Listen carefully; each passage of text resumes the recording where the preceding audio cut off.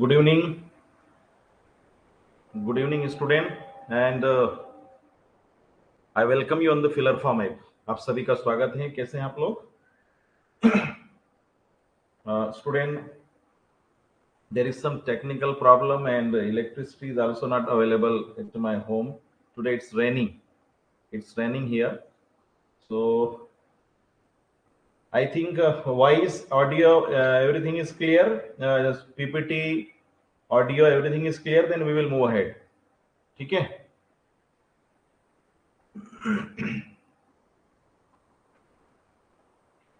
Unable to show you picture today, है ना? There is problem. So आपको PPT के थ्रू आज हम लोग चर्चा करेंगे. आवाज आ रही है?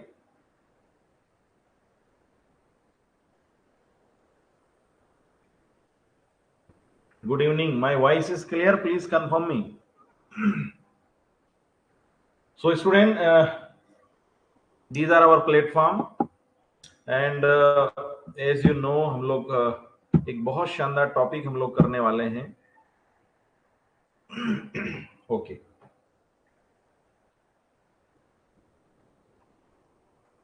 Wait.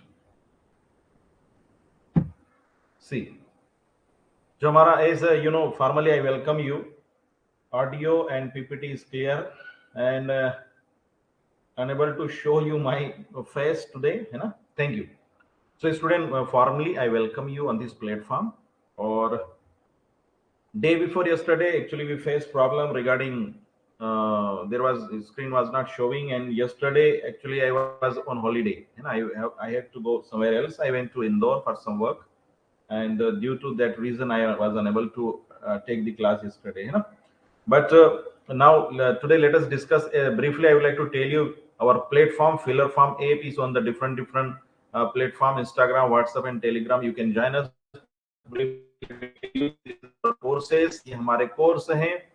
पेपर 1, पेपर 2, पेपर 3 और पेपर 1, पेपर 2 सिंगल भी आप परचेस कर सकते हैं. पेपर 1, पेपर 2 दोनों साथ में ले सकते हैं. You can purchase and we are providing you. And when you join our courses, you will get notes, previous year question paper, 100 plus mock test you will get here. ठीक है? And if you want to get benefit, if then you can use my DIS ENG10 code. This is my code, है ना? ये आप code use कर सकते हैं और आप अपना बेनिफिट ले सकते हैं. ठीक है? Here is about me. Here once again I am Dinesh Kamli Brahmane. I have already qualified UGC NET. Right now I am pursuing PhD. I have done MA in English Literature, MA in Sociology also, and awarded by the Government of India and Government of Madhya Pradesh. This is my brief introduction, and today student I would like to tell you we are going to discuss one of the most important topic in English literature. ठीक है? लेकिन इससे पहले हम आगे बढ़े, कुछ बात मोटिवेशन की करते हैं, क्योंकि जिस प्रकार से भोजन शरीर के लिए जरूरी होता है, मानसिक विचारों को मजबूत बनाने के लिए विचार बहुत जरूरी होते हैं. स्टूडेंट, आप पढ़िए क्या लिखा है. जितना कठिन संघर्ष होगा, जीत उतनी ही शानदार होगी. यकीन मानिए, आपको लगता है कि आपका संघर्ष ज्यादा है, आपका संघर्ष बहुत बड़ा है, आपका संघर्ष कई बार होता है कि हम मेहनत बहुत कर रहे हैं, त्याग ज्यादा करना पड़ रहा है, संघर्ष ज्यादा करना पड़ रहा है, हमें कीमत चुकाना पड़ रही है. यकीन मानिए, जीत उतनी ही शानदार होगी. यस और नो? ठीक है? तो संघर्ष करने से डरना नहीं है, पीछे नहीं हटना है, रुकना नहीं है, बस आगे बढ़ना है, आगे बढ़ना है, बस आगे बढ़ना है. ठीक है? इसी के साथ let's begin today's class. Thank you, welcome. चलिए. So student, we are going to discuss the most important part of English literature, that is university wits. University wits. University का मतलब ये है, the university means there are the most important you can say at that time university. हम बात करेंगे Oxford, Cambridge. these are the universities, they were more important. And wits means the intelligent intellectuals of the particular era. wits मतलब intelligent people, you can say intellectuals, है ना? they have produced. So we will talk about, yes, ठीक है, Oxford, Cambridge. most until now these universities are well known in the world. These universities are well known in the world. So student, university with का मतलब है, I hope few students don't know about the particular this concept, why they why we tell them university with. Let's see. So, student, university wits is a phrase used to name a group of late 16th century English playwrights. Student, this is a group. This is a group of playwrights in late 16th century and pamphleteers who were educated at the universities Oxford and Cambridge, who became popular writers. I hope very clearly it is written. Okay, as I told you, student, there were playwrights, there were, you can say, writers, very popular writers. They have written something, and it was the time of late 16th century. And these group of writers, they have studied, they got their education in these universities, Oxford and Cambridge. Got it, student? यानी university wits उस group का समूह है जो Cambridge और Oxford university में पढ़ता था और साथ में ड्रामा या प्लेज या नाटक लिखते थे और उस दौर में बहुत ज्यादा पॉपुलर हुए। उस ग्रुप को यूनिवर्सिटी विट कहा जाता है। समझ में आया? यस और नो? यस और no? Confirm me? Got it? Here, the term this question is asked the student. The term university was coined by George Saintsbury. George Saintsbury, remember, है ना? ये आपको ध्यान रखना है स्टूडेंट, ठीक है? George Saintsbury, 19th century journalist and author, remember student, ठीक है? तो ये जो है यूनिवर्सिटी विट जो वर्ड कॉइन किया है जॉर्ज सेंटसबरी ने। रिमेंबर स्टूडेंट, याद रखना है, most important part. First of all, this is a group and this word is coined by George Saintsbury. And now let me tell you the name of the particular popular writers of this era. कौन कौन है इसमें, आइए देखते हैं, ठीक है? Student, first of all, please, as soon as you join the class, I request you, as soon as you join the class, put the message yes or present and a p, anything else, so that I can come to know that who has joined the class. ठीक है ना? Poonam and या जादू, you can write your name also. ठीक है? Yes. So, student, here these are the name, famous names: Christopher Marlowe, Robert Greene, Thomas Nash. Graduated from Cambridge university, आपको याद रखना है ना। दिस, ये देखिए, थॉमस नेश, है ना? ये जो नाम है ना, इनका ग्रेजुएशन कहां से हुआ है? कैम्ब्रिज यूनिवर्सिटी से। किसका? Christopher Marlowe, Robert Greene and Thomas Nashe, ठीक है? क्रिस्टोफर मार्लो, रॉबर्ट ग्रीन, ठीक है, एंड थॉमस नेश, ये कैम्ब्रिज यूनिवर्सिटी से इन्होंने एजुकेशन प्राप्त किया है। While Thomas Lodge, George Peele graduated from Oxford University, ठीक है? तो ये ध्यान रखना है, Thomas Lodge and George Peele, these are the most important writers of university group, and these you can say they follow some similar qualities. I tell you, these writers follow some similar you can say qualities, and that is why. See, the group of writers, when we talk about the group of writers, student, so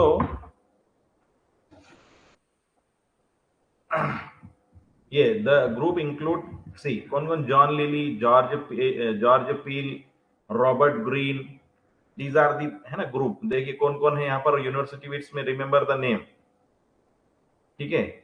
John Lyly, George Peele, Robert Peele, ये Robert Greene, Thomas Kyd. Thomas Kyd के बारे में देखिए, दो he is not believed to study in any of the universities, but his style matched with the authors of the university. Question बन सकता है।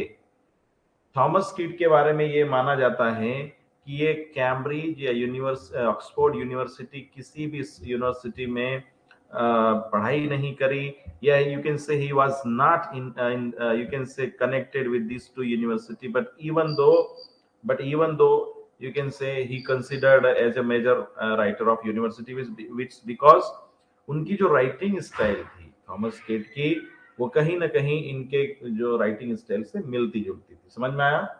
तो John Lyly, George Peele, Robert Greene, Thomas Kyd, ये ग्रुप है। इसमें Thomas Lodge, Christopher Marlowe, Thomas Nashe, ठीक है? तो ये देखिए, ये सारे थॉमस लॉज, क्रिस्टोफर मार्लो और थॉमस नेश।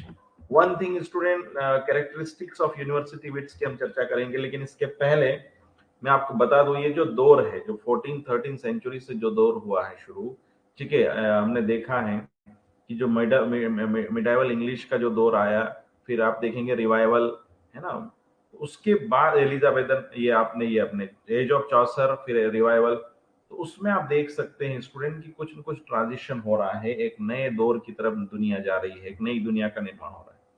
तो ये यूनिवर्सिटी विट्स ने क्या इसे फॉलो किए, इसे क्या कैरेक्टरिस्टिक्स है, उसको आइए हम देखते हैं। ओके स्टूडेंट, आवाज आ रही है? ये sir no, please confirm me, आवाज आ रही है?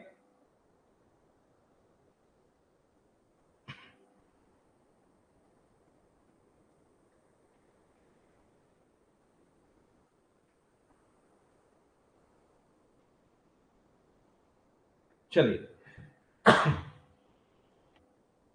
There was a fondness of heroic themes, there was a fondness, fondness का मतलब होता है शौक, एक आप ये कह सकते हैं कि बहुत ज्यादा रुचि,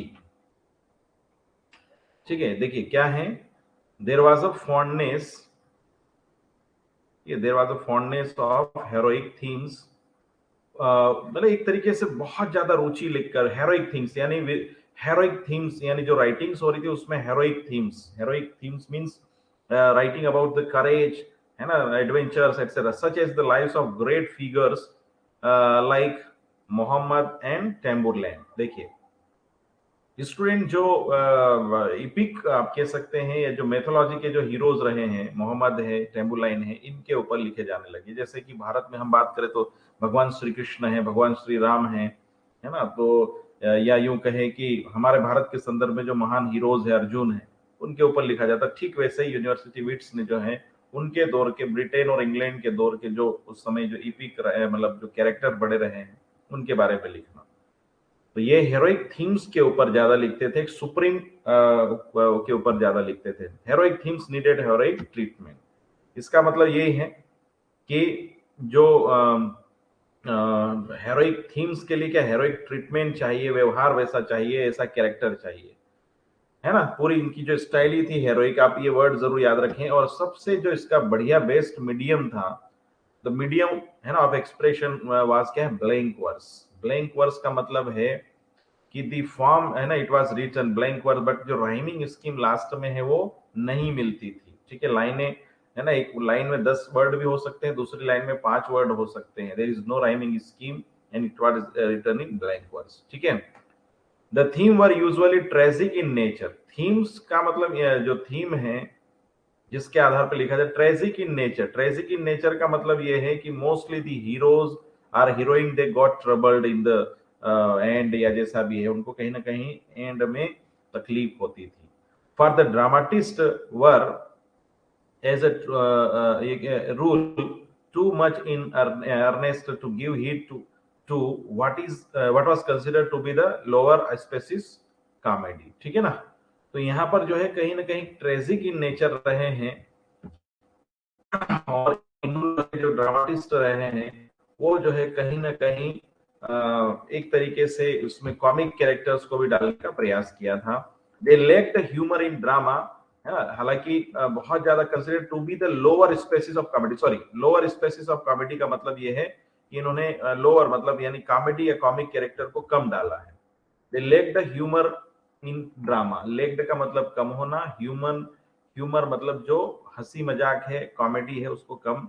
ड्रामा में, अपने ड्रामा में ये जो यूनिवर्सिटी विट्स थे बहुत गंभीर लिखते थे, है ट्रेजिक लिखते थे, लेकिन ह्यूमर की कमी थी। And at all if some humour was brought it was immature of course, यदि कोई ह्यूमर किसी प्रकार का अगर लाया भी जाता है तो कहीं ना कहीं वो केवल क्या है, जो सब्जेक्ट है, जो एक्शन है, या जो थीम है, उसको कहीं ना कहीं सपोर्ट करते हैं। वाइल, अब यहां पर देखिए, वाइल मार्लो, जो हमारे क्रिस्टोफर मार्लो है, is the most famous dramatist among them, इन सब में सबसे ज्यादा महत्वपूर्ण है Christopher Marlowe. Robert Greene and Thomas Nashe were better known for their controversial and argumentative pamphlets creating an early form of journalism. Marlowe तो रहे हैं, लेकिन रॉबर्ट ग्रीन और थॉमस नेश, है ना, इन्होंने क्या है, कहीं ना कहीं कंट्रोवर्शियल थोड़े से इनके राइटिंग रही है। Greene has been called the first notorious professional writer, देखिए फर्स्ट नोटोरियस है ना प्रोफेशनल राइटर, है ना, ग्रीन को कहा जाता था। इसके बाद में यहां पर है इन द पैम्फलेट, ये देखिए groats worth of wit, remember है ना, ये किसने लिखा है, ये groats worth of wit by Greene, Greene ने लिखा है। There was an apparent attack on Shakespeare as an upstart crow, है ना, as an upstart crow. There was an apparent attack on Shakespeare as an apparent crow, तो थोड़ा सा आलोचनात्मक भी लिख रहे हैं, शेक्सपियर की आलोचना भी कर रहे हैं। अब यहाँ पर देखिए थोड़ा सा वन बाय वन, ये तो एक सामान्य कैरेक्टरिस्टिक है, उतना ये नहीं महत्वपूर्ण है, लेकिन अब let us discuss the writers.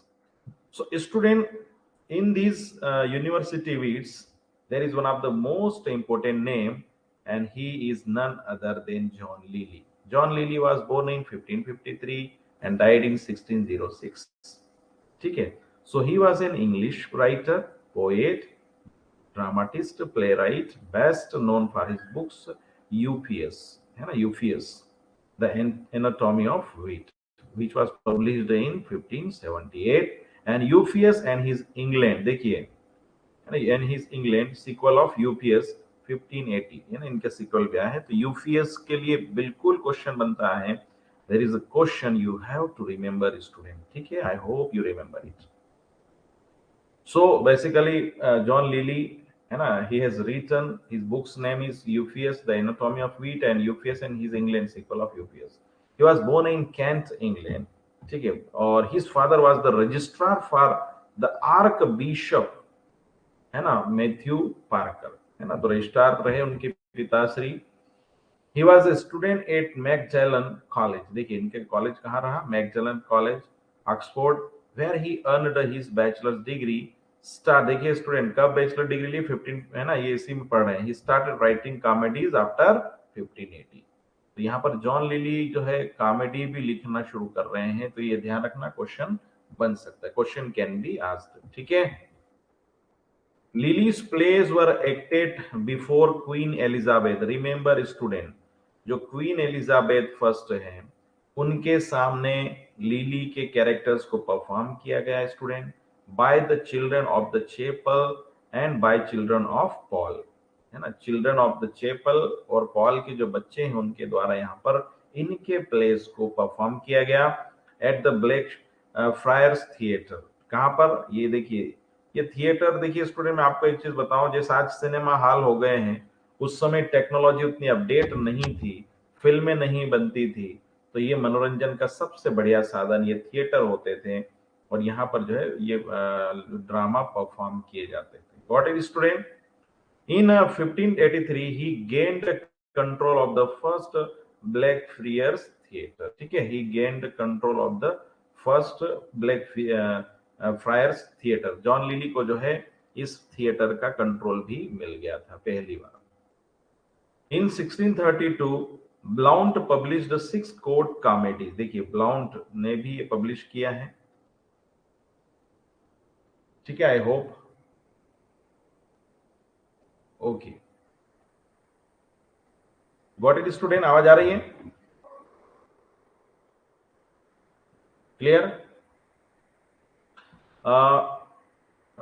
Wait, थोड़ा सा वेट करें, है ना, let me, okay, yes. And then when we talk about 6 court comedies, the first printed collection of Lily's plays, which included the following plays and presented by the children of Paul। ये remember करना है, याद करना है student, आपको क्या करना है कि इन्होंने जो है देखिए इनकी जो इन 1632 ब्लाउंट पब्लिश्ड 6 कोर्ट कॉमेडीज, देखिए इन्होंने पब्लिश करने का काम किया है। और the first printed collection of lilies, देखिए पहली बार, देखिए पहली बार 1632 में स्टूडेंट, मैंने कहा ना प्रिंटिंग प्रेस का आविष्कार बहुत मानव जगत के लिए एक बहुत बड़ा आविष्कार रहा है स्टूडेंट, है ना, प्रिंटिंग प्रेस का आविष्कार, रिमेंबर इट। तो पहली बार जो है ये एक तरीके से इनके प्रिंटेड वर्क यहाँ पर आए, तो इसको जो है मोस्टली इसके जो भाग किए गए स्टूडेंट, है ना, लिलीज प्ले, इसके कुछ presented by the children's Paul, है ना, इंक्लूडेड क्या है, एंडीमियन 1591 में, Campaste 1584, remember. Then Sopho and Paho 1584, Galathea 1592, Miras 1592 and mother बॉम्बी। ठीक है, इसमें आपको सबसे ज्यादा जो याद रखना है ये वाला है ना, first remember it, John lily का है ना, एंडीमियन, ये आता है कई बार क्वेश्चन में, ये पूछ लेते हैं, गॉट इट। ठीक है, Love's Metamorphosis was left out among the 6 comedies. ठीक है ना, तो Love's Metamorphosis was left out among the 6 comedies, remember it.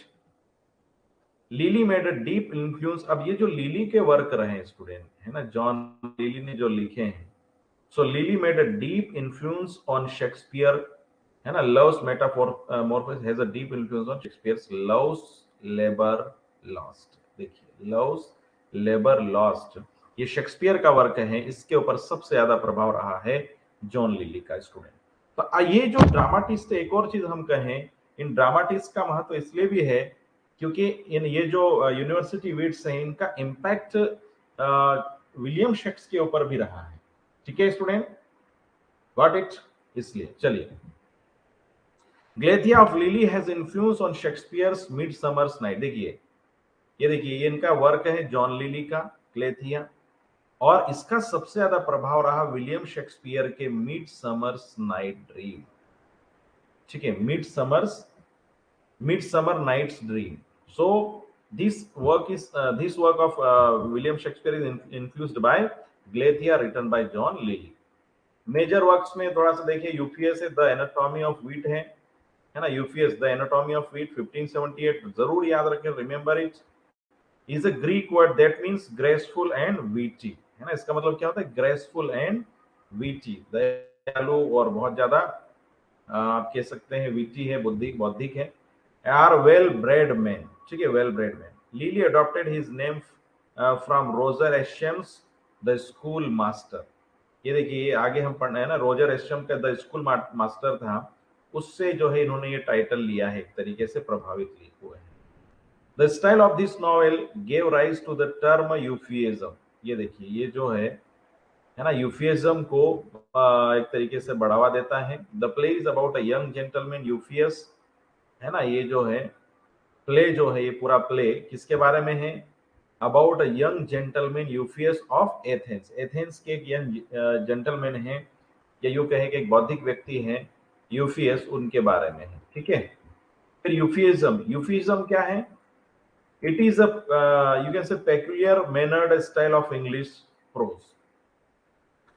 It is a peculiar mannered style of English prose. It consists of a previously ornate and sophisticated style, employing a deliberate excesses of literary devices such as antithesis, alliteration, repetition, and rhetorical questions. देखिए यहाँ पर क्या है, ये एक तरीके से आप कह सकते हैं peculiar mannered style of English pros, एक तरीके से इंग्लिश प्रोज लिखने का ये एक तरीके की यूनिक तरीका है।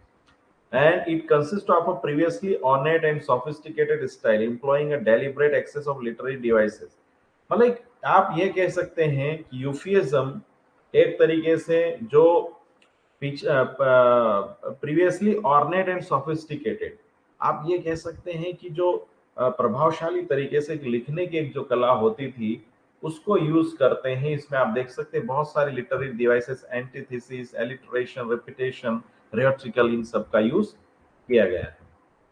Classical learning and remote knowledge of all kinds are displayed. इसमें जो क्लासिकल लर्निंग का मतलब है, जो पुराना ज्ञान है, उसको इसमें प्रस्तुत किया जाता है। Remote knowledge of all kinds are displayed. Remote knowledge मतलब बेसिकली देहाती या लोकलाइट या नेटिव जो होता है ना, उसको इसमें प्रमोट किया जाता है।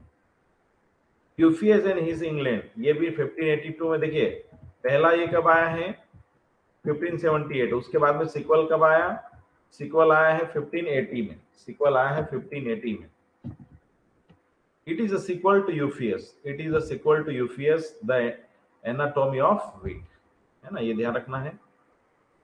It contained the voyage and adventures of Euphues, और सबसे बड़ी बात है, ये जो यूफियस है, कहीं ना कहीं ये एक तरीके एक ऐसा कैरेक्टर है स्टूडेंट, एडवेंचर करने में है ना, इधर उधर साहसिक कारनामे इधर उधर मूव करने में थोड़ा ज्यादा इंटरेस्ट है। देन सोफो एंड पैहो, ये Sapho and Phao 1584, it is a comedy by Lyly. देखना याद रखना स्टूडेंट, ये क्या है, किसने लिखा है ना, क्या है ये, it is a comedy by Lyly, Sapho and Phao, ये पढ़ो। Endymion, the man in the, है ना, ये यहां पर आप देख सकते हैं the man in the moon, तो यहां पर क्या है, the man in the moon 15-0। अब यहां पर देखिए इसमें क्या है, it is a play by Lyly, Endymion is a love with, ये देखिए इसमें क्या है स्टूडेंट, थोड़ा सा ये फिलोसॉफिकल है, ये प्ले है, एंडीमियन इज क्या, love with the goddess of the moon Cynthia, remember Endymion is in love, Endymion क्या है, किसके प्रेम में पड़ जाता है ये, Endymion is in love with the goddess of the moon, यानी जो चंद्रमा की गोडेस है, देवी है सिंथिया, उसके प्रेम में पड़ जाता है, कौन, एंडीमियन, रिमेंबर उसकी कहानी है। दे नेवर गॉट मैरिड, लेकिन एंडीमियन जो है मून यानी चांद की जो रानी है, एक देवी है, उससे प्रेम हो जाता है सिंथिया से, लेकिन वो नेवर गॉट मैरिड, कभी शादी नहीं इनकी होती है, because Cynthia was a goddess, क्योंकि सिंथिया क्या है, अपने आप में गॉडेस है, तो इनकी शादी नहीं होती है। The play provides a vivid example of the cult of flattery in the royal court of Elizabeth, जो इस प्ले के माध्यम से रॉयल कोर्ट ऑफ एलिजाबेथ यानी एलिजाबेथ का जो रॉयल कोर्ट है, वहां की जो कहीं ना कहीं प्ले जो है वहां की चीजों को प्रदर्शित कर रहा है। अब यहाँ पर देखिए Endymion is also written by John, की अपने किड्स के द्वारा भी लिखा गया, ये भी ध्यान रखना, लेकिन वो अलग है ना, ये जो किड्स के द्वारा लिखा गया स्टूडेंट, ये रट लेना किड्स के द्वारा जो एंडीमियन लिखा गया स्टूडेंट, ये स्टार्ट कहां से हो रहा है, ये बहुत famous, thing of beauty is a joy for ever, किसी है ना की वस्तु की, किसी चीज की सुंदरता क्या है, कि हमेशा के लिए उस वस्तु से क्या मिले, खुशी मिले उसमें है। तो ये a thing of beauty is a joy for ever, ये जो है ये किस में, कहां पर है, ये किड्स के, है ना, किड्स के एंडीमियम में है, ठीक है, याद रखना किड्स के एंडीमियम, ठीक है, गॉट इट, आगे बढ़े। Endymion, Endymion was a handsome, Endymion was a handsome young shepherd prince loved by the moon goddess Selene. अब देखिए, है ना, ये प्रेम कर रहे हैं किससे, सिंथिया से, लेकिन इनसे प्रेम कौन कर रहा है, सेल, है ना, गॉडेस, द मून गॉडेस सेलियन, है ना, याद रखना। मार्लो, अब हम यहाँ पर देखिए इसमें क्या है, जॉन लिली में इतनी बातें एंडीमियन के बारे में, कई बार सिंपल आप student simply question can be asked, साधारण तरीके से क्वेश्चन पूछे जा सकते हैं, आपको ध्यान रखना। अब बड़ा नाम है अगला हमारा, क्रिस्टोफर मार्लो, अगला नाम है student Christopher Marlowe, born in 1564 and died in 1593, बड़ा नाम है। Marlowe was born in Canterbury only a few months before Shakespeare. He is considered as Shakespeare's master in tragedy. Marlowe और विलियम शेक्सपियर को लेकर के कई रहस्य स्टूडेंट, कैंटरबरी में इनका जन्म होता है, और कुछ ही महीने पहले, कुछ ही महीने पहले, 2 महीने 3 महीने 4 महीने पहले क्रिस्टोफर का जन्म होता है, उसके बाद में विलियम शेक्सपियर का। तो he is considered as Shakespeare's master, सोचिए शेक्सपियर के भी मास्टर कहलाने लगे, कौन, क्रिस्टोफर मार्लो, इतने बड़े। आपको एक चीज और बता दूं, first one thing I would like to tell you student, have you ever heard that Christopher Marlowe is William Shakespeare is Christopher Marlowe, कभी आपने ऐसा सुना क्या, कि जो क्रिस्टोफर मार्लो है वही शेक्सपियर है और विलियम शेक्सपियर ही क्रिस्टोफर मार्लो है, सुना आपने बेटा ऐसा कभी?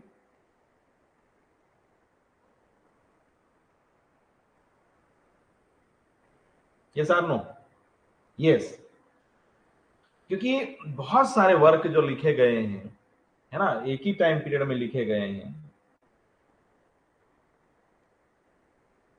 ओके, सी, तो यहां पर देखिए, he was the son of a poor shoe maker John Marlowe, देखिए, है ना, जॉन मार्लो के ये बेटे रहे हैं शू मेकर, और ही स्टडीड एट कैम्ब्रिज, ये ध्यान रखना, पूछा जा सकता है ना, ये ग्रुप 2 है, कुछ लोग कैम्ब्रिज में और कुछ जो है ऑक्सफोर्ड में, इनका ग्रुप आप ध्यान रखेंगे। Christopher Marlowe studied at Cambridge. Student यहाँ पर आपको देखिए ये एट क्यों लगा है, पर्टिकुलर स्थान को लेकर के, है ना।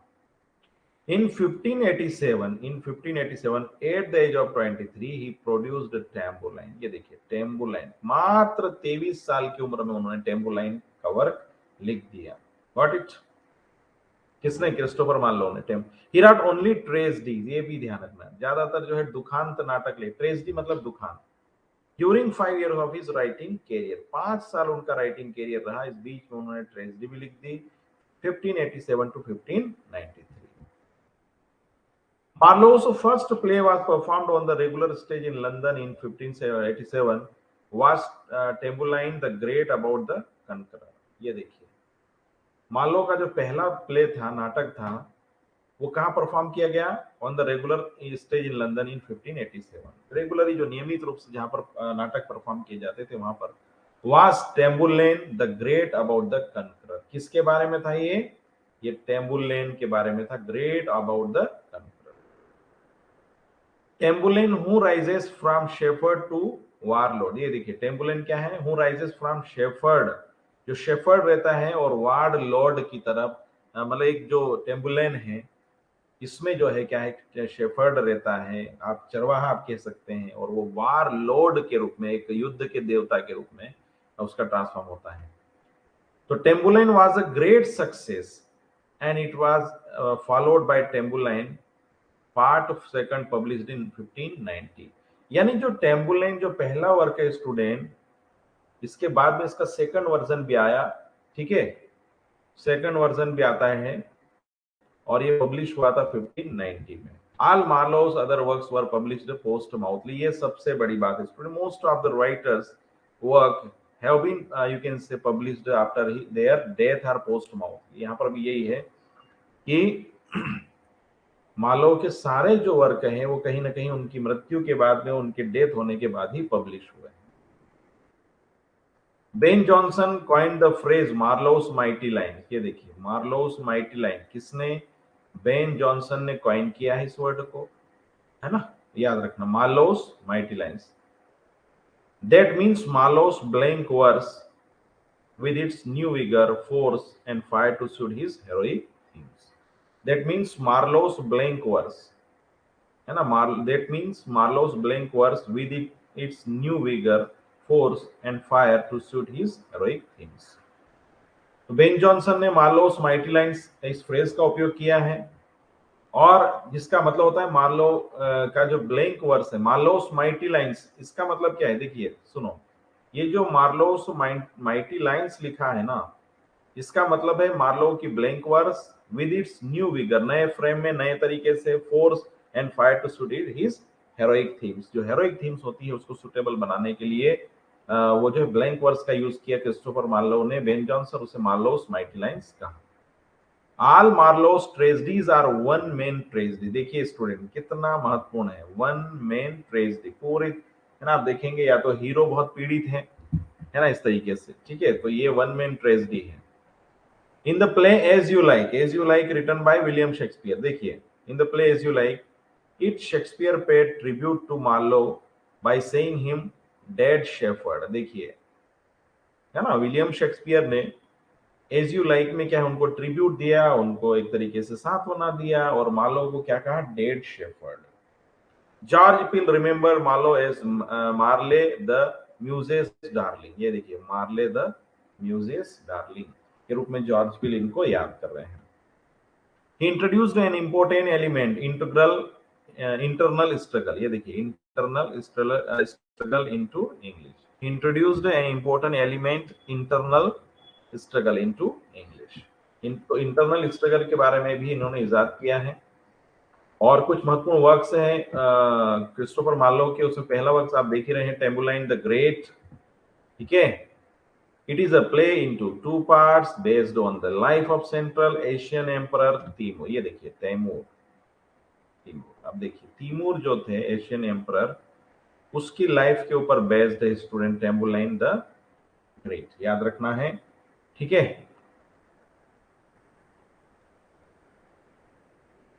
चलिए the play was entered into the stationers registrar, ये देखिए रजिस्टर, जो स्टेशनर्स रजिस्टर यानी जो स्टेशनरी करता है वहां पर ये प्ले इंटर कर गया है 1590 में। Both parts were published together in a single, और बाद में 1590 के बाद में क्या है, दोनों पार्ट को मिक्स कर दिया गया और क्या है, both parts were publish together in a single, single ही उनको पब्लिश किया जाएगा। तो यहाँ पर एक चीज और है student, the Jew of Malta, one of the famous देखिए work written by Christopher Marlowe, published in 1589 and 1590। देखिए the play opens with a prologue, ये देखिए ओपन किससे हो रहा है, prologue, narrated by Machiavelli, a caricature of the author Machiavelli, ठीक है, a caricature of the author Machiavelli, ठीक है ना। तो द जू ऑफ माल्टा जो है ये मैकियावेली के ऊपर कहीं ना कहीं है, explains that he is presenting the tragedy of जू, है ना, वो जो एक्सप्लेन कर रहे हैं वो क्या है, वो प्रेजेंटिंग कर रहे हैं, किसको प्रेजेंट कर रहे हैं, tragedy of a Jew who has become rich by following Machiavelli's teachings. यानी पहले तो गरीब हैं, लेकिन मैकियावेली की जो टीचिंग्स हैं उसको फॉलो करके क्या है, ये भी अमीर बन जाएंगे, रीच बन जाएंगे। समझ में आ रहा है, क्या बन जाएंगे, रीच बन जाएंगे। अब यहाँ पर एक इनका एक कैरेक्टर है, बहुत प्यारा, मतलब इनका वर्क है, प्ले है, बहुत महत्वपूर्ण है, doctor Faustus, which was firstly published in 1592। ठीक है, आई होप डॉक्टर फास्टस की कहानी आप लोगों ने पढ़ी होगी। किसी ने पढ़ा क्या, ऊपर हाथ करें, रेज योर हैंड, यस करो।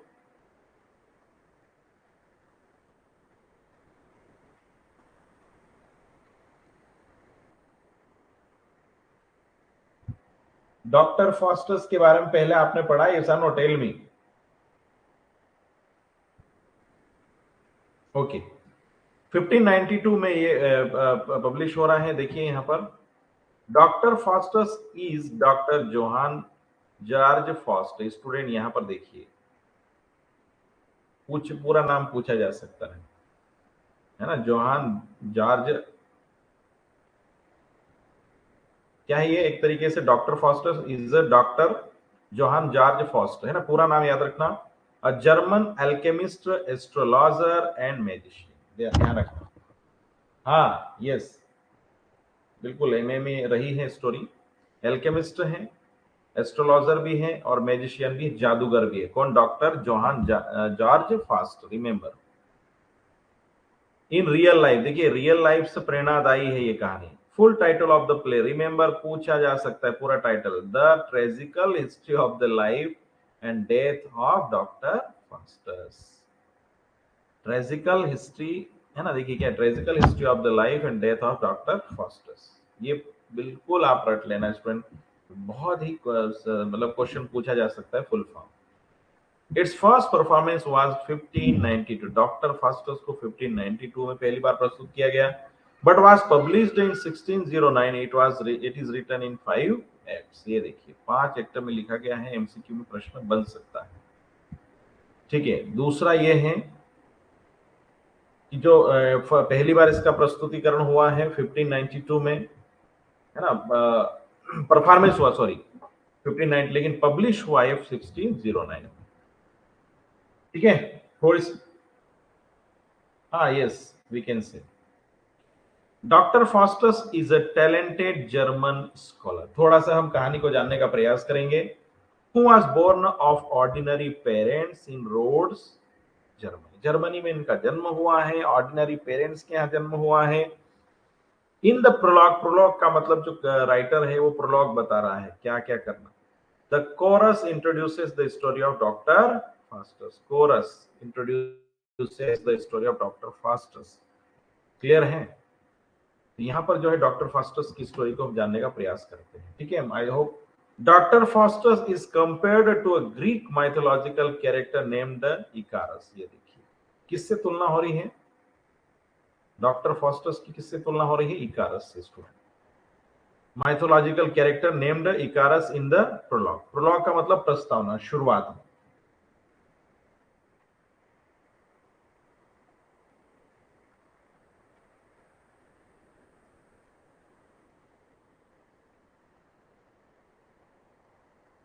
चलिए, तो तो यहाँ पर जरूर आप ध्यान दें, प्रश्न बन सकता है स्टूडेंट कि ये जो ग्रीक माइथोलॉजिकल कैरेक्टर है, ग्रीक है कि क्या है, तो यहाँ पर क्या है, इकारस से इनकी तुलना हो जाती है ना, Wagner is the servant of Doctor Faustus, ये भी ध्यान रखना, वेगनर क्या इनके सर्वेंट है डॉक्टर फास्टर्स के। यहाँ से सीधे सीधे क्वेश्चन बन सकते हैं, पूछे हैं हम लोग, देखेंगे अब प्रीवियस ईयर में।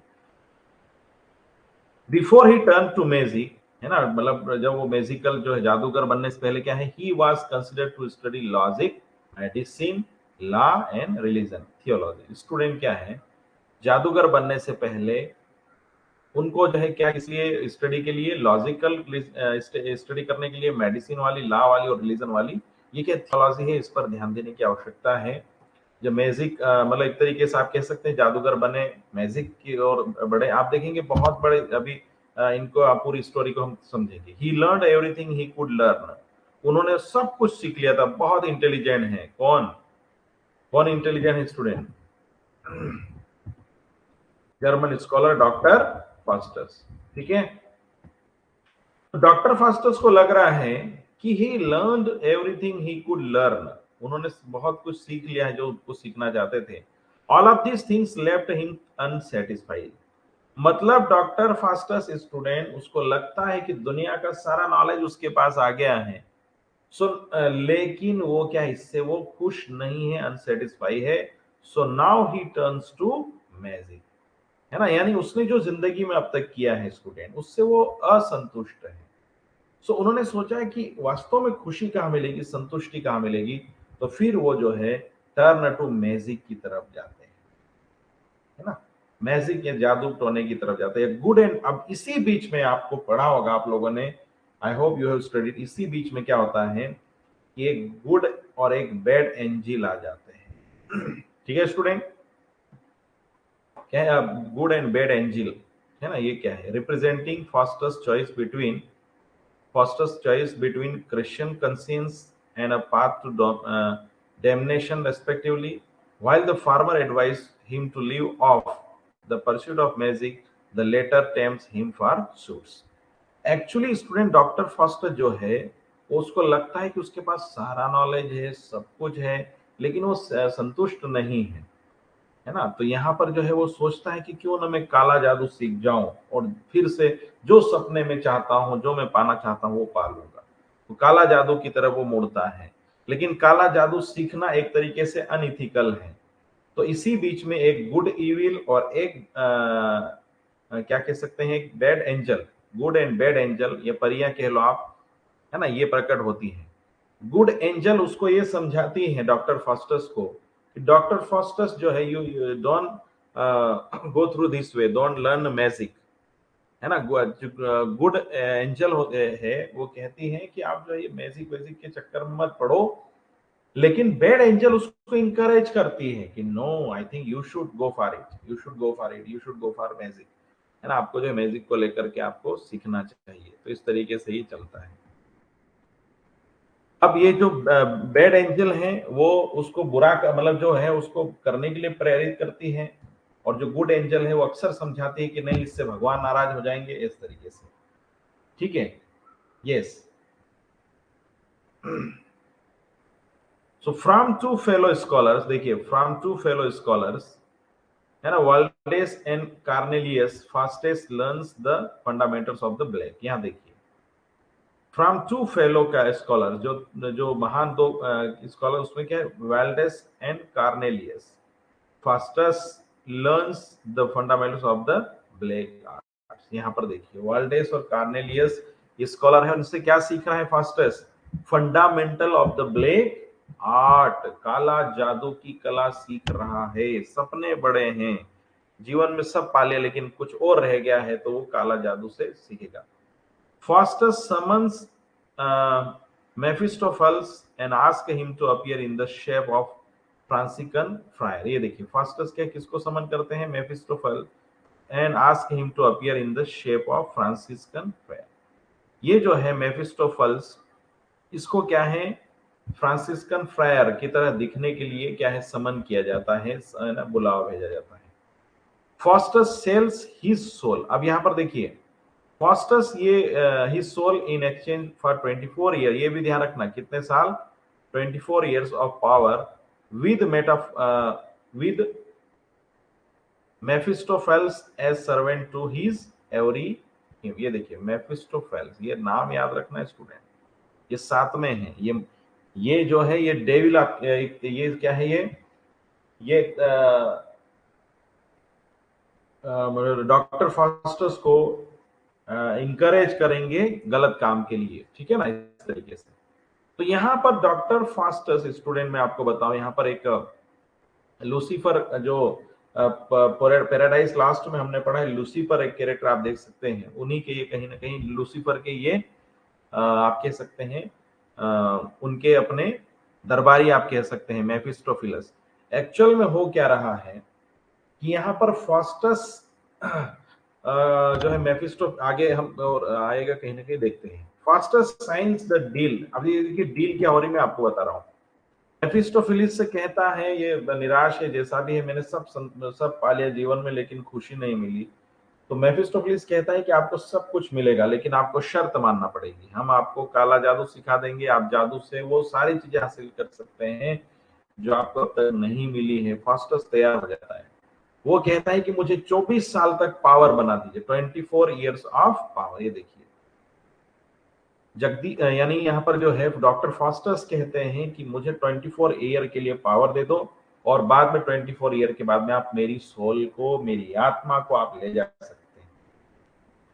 तो यहाँ पर बाद में मेफिस्टोफेलिस कहता है कि मैं मेरे जो बॉस हैं लूसीफर उनसे बात करके आपको बताता हूँ। थोड़े समय बाद में मेफिस्टोफेलिस उसको बताता है कि लूसीफर एग्री है, ठीक है, आपको जो है पावर देने के लिए तैयार हैं, आप जो चाहे वो पाएंगे लेकिन आपको 24 ईयर्स के बाद में आपकी सोल को ले जाएंगे, ठीक है। तो वो दोनों एग्री हो जाते हैं। अब यहाँ पर दोनों एग्री हो रहे हैं, फास्टस साइंस द डील। अब वो डील पे साइन करेंगे Faustus with his own blood, अपने खुद के ब्लड से ये साइन कर रहे हैं। The word homo fuge fly man appears on his arm and features Faustus is seized by his fear. देखिए Faustus signs the deal, actual में क्या है, ये डील करने जाता है डॉक्टर फास्टस। तो ब्लड क्या होता है स्टूडेंट, इसका जो है वो थम जाता है, बर्फ की तरह बन जाता है। तो कहीं ना कहीं इसको बेड आप कह सकते हैं कि बेड इस तरीके से इंडिकेशंस मिल रहे हैं, है ना। लेकिन फिर भी इसी बीच में बार बार उसके दिमाग में आता है कि मैं ब्लैक मैजिक या काला जादू सीखूं या नहीं सीखूं। लेकिन जो है गुड एंजल बेड एंजल कहती है कि नहीं आपको सीखना चाहिए, आपको बहुत कुछ ऐश आराम मिलेंगे। लेकिन जो गुड एंजल होती है वो समझाती है कि नहीं ये गलत है। स्टूडेंट इस स्टोरी से हमें जिंदगी के बहुत सारे अच्छी बातें बुरी बातें पता चलती है, हमें कहीं ना कहीं सिखाने वाला है। The good angel tells him to repent while the evil angel tells him to stick his wicked ways। Good angel बार बार उसको क्या कर रही है, टेल्स हिम टू रिपेंट, है ना, माफी मांगने के लिए कह रही है, ईश्वर से माफी मांग लो। while the evil angel, जो बुरी एंजल है वो क्या करे, tells him to stick to his wicked ways। तो इस तरीके से दोनों एंजल लगी हुई है, बार बीच बीच में प्रकट होती है, डॉक्टर फास्टस को बताती है कि एंजल कह रही है कि आप जो बुरा कर रहे हैं वो बहुत गलत है, जो अच्छा हो रहा है ना, वो करें। अब यहाँ देखिए लूसीफर, मैंने बार बार कहा था ये लूसीफर स्टूडेंट पैराडाइज लॉस्ट में भी कैरेक्टर है, यस और no, got it. There is a character in Paradise Lost, yes और नो, लूसीफर, जिनको हेवन से निकाल दिया जाता है, हेल में भेज दिया जाता है, यस और नो, गॉट इट, आवाज आ रही है। तो Lucifer the ruler of hell, ये देखिए हेल के मालिक आप कह सकते हैं, नरक के राजा है ये। Promises Doctor Faustus to show him hell, ये डॉक्टर फास्टस से प्रॉमिस करते हैं कि आपको मैं हेल दिखाऊंगा, आपको मैं हेल दिखाऊंगा यानी नरक दिखाऊंगा। Mephistopheles replies all questions of doctor Faustus, Mephistopheles सारे रिप्लाई करते हैं except who made the world. यहां पर प्रश्न बनता है स्टूडेंट, डॉक्टर फास्टस को मेफिस्टोफिलिस ने किस क्वेश्चन का जवाब नहीं दिया, एक्सेप्ट के अलावा सारे क्वेश्चन के जवाब दिए, लेकिन एक क्वेश्चन था, क्या क्वेश्चन था, who made the world, who made the world, ये क्वेश्चन था। इस क्वेश्चन का जवाब डॉक्टर फास्टस ने नहीं दिया, बिकॉज ही सेज दैट, क्योंकि वो कहते हैं कि the answer to this question is against our kingdom. Doctor Faustus है ना, यहाँ पर देखिए मेफिस्टोफिलिस, देखिए क्यों ऐसा, क्यों आवर किंगडम, ऐसा क्यों? मेफिस्टोफिलिस लूसीफर का व्यक्ति है, उसका आपके रिप्रेजेंटेटिव है। डॉक्टर फास्टस सवाल पे सवाल किए जा रहे हैं, लेकिन डॉक्टर फास्टस के द्वारा एक सवाल पूछा गया कि हु मेड द वर्ल्ड, इसका जवाब मेफिस्टोफिलिस ने नहीं दिया। क्यों नहीं दिया? क्योंकि ये क्वेश्चन ही क्या है, उनके अगेंस्ट है, उनके किंगडम साम्राज्य के अगेंस्ट। ऐसा क्यों स्टूडेंट? बिकॉज मेफिस्टोफिलिस जानते हैं कि this world is made by the God, और गॉड का नाम वो नहीं लिख सकते, उनकी अपनी, यस, गॉड की वजह, यस गॉड। किसने बनाया है इस संसार को? गॉड ने बनाया है, और ये गॉड का नाम लेने से डर रहे हैं। Faustus explored the heavens and earth from a chariot drawn by dragons and is now flying to Rome. Doctor Faustus क्या है, इस तरीके से अब ये हेवन ये सब कुछ देखते हुए अब क्या है, वो कहा, उसकी अगली उड़ान कहाँ जा रही है? अब ये रोम जाते हैं। कहाँ जाते हैं अगली उड़ान करके? रोम, where the feast honoring Saint Peter is about to be celebrated। ठीक है ना, तो यहाँ पर क्या है, सेंट पीटर जो है वो कहीं ना कहीं इनको सेलिब्रेट कर रहे हैं, इनकी अच्छी खातिरदारी हो रही है। अब रोम में क्या हो रहा है? Rome, where is Rome student? Italy में है, ये सार नो, क्रिश्चियनिटी का जो है एक पवित्र स्थान है, ट्रेडिशनल वाला, कैथोलिक वाला। तो at Rome he makes himself invisible, देखिए invisible and plays a series of tricks. ये देखिए खुद को इनविजिबल कर लेते हैं रोम में, है ना, दिखाई नहीं देता है, और कुछ ट्रिक्स खेलते हो। He disturbs the Pope's banquet by stealing food and boxing Pope's ears. ये देखिए, तो रोम में यहाँ पर मस्ती भी शुरू कर रहे हैं एक तरीके से। यहाँ पर क्या कर रहे हैं, जो पोप है उसको जो है परेशान करते हैं, है ना, pops banquet by stealing food, है ना, एंड बॉक्सिंग पोप्स ईयर्स। तो कहीं ना कहीं क्या है, ये पोप को परेशान करते हैं। अब यही चला, after this he travels through the court of Europe, Europe की कोर्ट में with his fame spreading everywhere. He is called upon by German emperor Charles fifth. German emperor जो चार्ल्स फिफ्थ है, वो उनको क्या बुला रहे हैं? Who asked Faustus to allow him to see Alexander the Great. ये देखिए, he is called upon by German Emperor Charles V who asked Faustus, Faustus को वो पूछते हैं जर्मन एम्परर, क्या चार्ल्स फर्स्ट क्या फाइव क्या कह रहे हैं? To allow him to see Alexander the Great. ये देखिए, who asked Faustus to allow him to see Alexander the Great। ये देखिए स्टूडेंट, यहाँ पर क्या है, जर्मन एम्परर ये जानते हैं कि जो हमारे डॉक्टर फास्टस है बहुत ताकत वाले हैं, और ये फास्टस से कहते हैं कि मुझे अलेक्जेंडर द ग्रेट से मिलवा दीजिए, अलेक्जेंडर द ग्रेट्स। एक्चुअल में ये अब डॉक्टर फास्टस काला मैजिक, काला जादू सीख चुका है, ये बहुत सारे अब काम कर सकता है। Alexander the great, Faustus impressed him by Conjuring Alexander's image, है ना, Faustus impressed him by Conjuring Alexander's image. Alexander की इमेज ला करके जर्मन एम्परर चार्ल्स फिफ्थ को क्या, उसको मिला देता है एक तरीके से, तो बहुत खुश हो जाता है। कौन? German emperor, Raja. Here Faustus also humiliates a knight named Benvolio.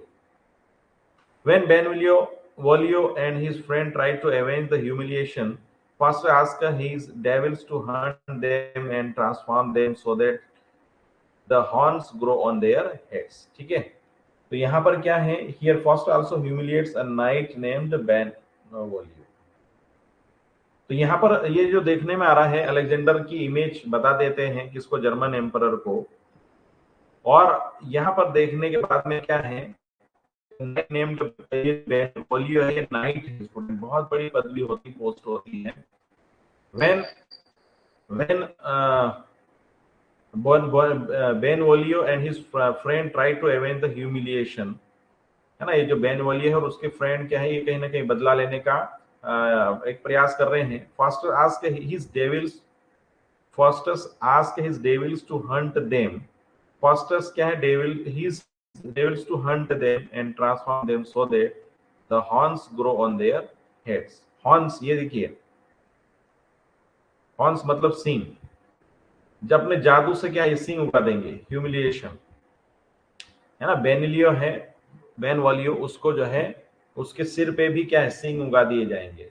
Faustus then plays tricks on a horse, अब हॉर्स के साथ में ट्रिक खेल अलग अलग, है ना, horse courser. Faustus sold his own horse to him and asked not to take it to water, but when horse cursor take it into the water to know the truth, it turns into a heap of straw. घोड़े को परेशान करते हैं, है ना। तो यहाँ पर जो है courser fast sold him his own horse to him and asked not to take it to water, है ना। तो यहाँ पर हॉर्स को भी परेशान कर रहे हैं। Faustus is then invited to court of Duke of वेन होल्ट, अब ये ड्यूक ऑफ वेन होल्ट ने भी इनके चर्चे सुने। अब ये क्या है, इनवाइट किए जाते हैं, where he performs various feats, है ना, जहाँ ये बहुत सारे एक तरीके से परफॉर्म करते हैं। There Faustus meet at Faustus met all his earlier victims यानी पुराने जो विक्टिम्स रहे उनके सबको मिलता है, but send them on their way, लेकिन अब फास्टस जो है वो सबको क्या है अपने अपने रास्ते पर भेज देता है। When 24 years of deal came close, अब देखिए ऐसे इधर उधर घूम रहा है डॉक्टर फास्टस, है ना, अपने जादू से सबको जो है मतलब सबको चकमा दे रहा है, बहुत खुश भी है, लेकिन आप देखते देखते 24 इयर्स हो गए। Faustus asked the Mephistopheles to call Helen of Troy, ये देखिए Faustus asked Mephistopheles, वो Mephistopheles से कहते हैं to call Helen of Troy, Helen of Troy को बुलाएं। The famous beauty of the ancient world, Helen जो है ब्यूटी के लिए जाने जाती है ना, Helen of Troy, the famous beauty of the ancient world. Old man urges Faustus, ये देखिए एक बूढ़ा व्यक्ति फास्टस से अर्ज कर रहा है to repent but he drives him away, फिर से वो कह रहे हैं कि आप जो है भगवान से माफी मांगो, आपने बहुत सारे पाप किए हैं, है ना, repent but he drives him away, लेकिन वहां से वो अपने आप को दूर ले जाते हैं। ऑन द फाइनल नाइट, अब आखिरी रात को क्या, before the expiration of the deal, finally आखिरी रात है, अब अंतिम रात है, 12 बजने वाले हैं, 24 इयर्स कंप्लीट होने वाले हैं, क्या हो रहा है ना, अब उसकी आत्मा को ले जाएंगे, उसने शाम तो कर लिया, लेकिन अब क्या है, डील ऐसी हुई है। Before the expiration of the deal, Faustus is overcome bye fear and remorse, and at midnight a host of devils appear and carry his soul off to hell, ये देखिए। On the final night before the expiration of the deal, Faustus is one second ना इसको,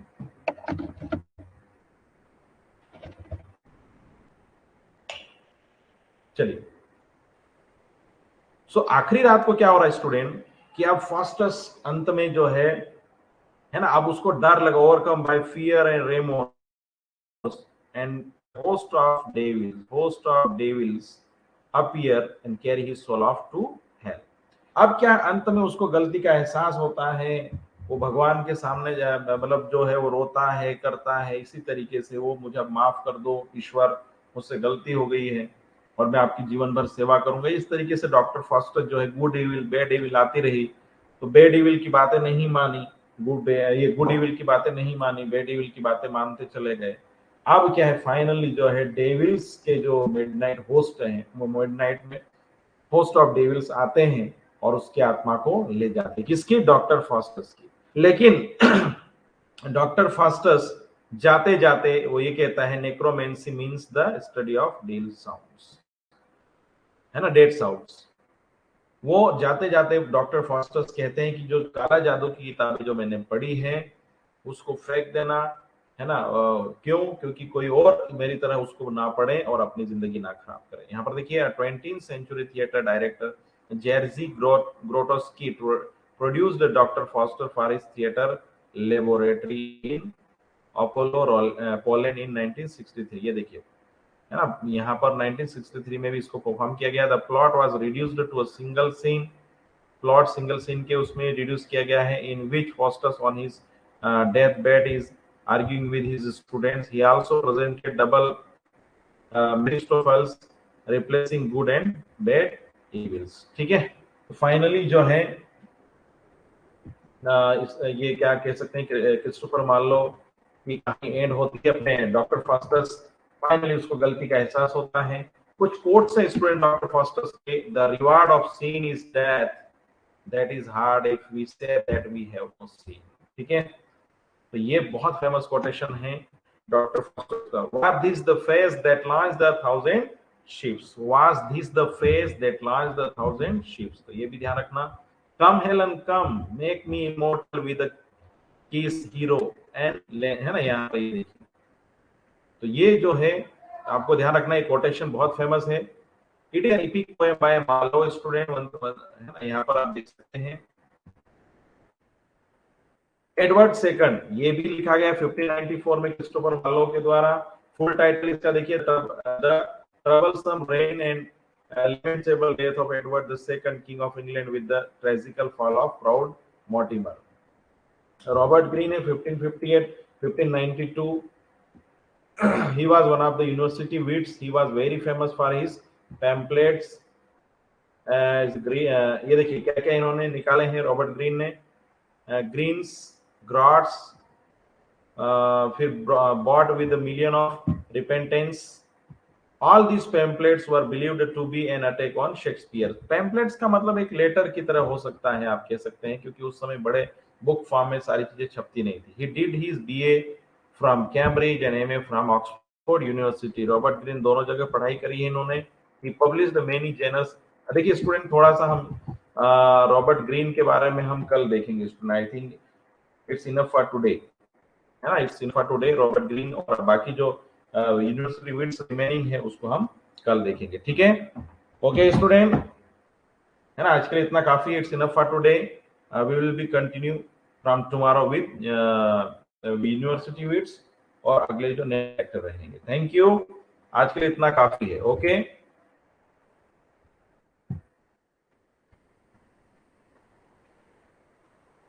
okay student, so thank you very much and revise the topic, go through the previous year class। आज के लिए इतना काफी है university wits. और आप student, one thing now, the most important part is going to come. अब जो सारी चीजें मॉडर्न के हिसाब से आएगी, सारे राइटर्स बहुत इंपॉर्टेंट है, आपको क्लास ज्वाइन करना है। ठीक है, तो थैंक यू वेरी मच, आपको ये ध्यान रखना है। चलिए, तो विल बी कंटिन्यू टुमारो, है ना। It's enough for today. I hope once again, एक बार फिर से, कि जितना कठिन संघर्ष होगा उतना सफलता आपको मिलेगी। और स्टूडेंट, बहुत सारी यूनिवर्सिटी में वैकेंसीज निकलती रहती है। If you have qualified net, as soon as you qualify NET, I would like to give you some information. MP set MPPSC में असिस्टेंट प्रोफेसर की, मध्य प्रदेश में MP में असिस्टेंट प्रोफेसर की वैकेंसी निकली है स्टूडेंट। 31 जुलाई लास्ट है अप्लाई करने के लिए। आपको मालूम है ये सर, डू यू नो? तो जाने इसके बारे में। ठीक है, तो आज के लिए इतना काफी है। Thank you very much, I am living the class. Thank you.